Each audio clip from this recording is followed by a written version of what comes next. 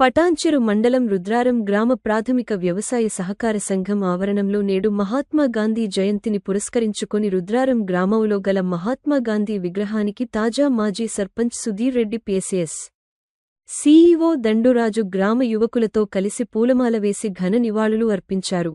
అనంతరం గ్రామ పంచాయతీ ఆవరణంలో గ్రామసభ సర్వసభ్య సమావేశం నిర్వహించి స్వచ్ఛతా హీ సేవా కార్యక్రమంలో భాగంగా వారం రోజులపాటు నిర్వహించిన పారిశుద్ధ్య నిర్వహణ కార్యక్రమంలో గ్రామంలో రోడ్లను శుభ్రం చేస్తూ పచ్చదనం, పరిశుభ్రతగా గ్రామ అభివృద్ధికి ప్రతి ఒక్కరూ భాగస్వాములు కావాలని తెలిపారు. ఈ కార్యక్రమాల్లో రుద్రారం గ్రామ పంచాయతీ కార్యదర్శికి రాజ్ కుమార్, తాజా మాజీ సర్పంచ్ రెడ్డి, తాజా మాజీ ఎంపీటీసీ హరిప్రసాద్ రెడ్డి, మాజీ వార్డు సభ్యులు, గ్రామ నాయకులు బలరాం, పాపిరెడ్డి, శ్రీనివాస్, లక్ష్మారెడ్డి, నారాయణరెడ్డి, గ్రామ ప్రజలు, మహిళలు తదితరులు పాల్గొన్నారు.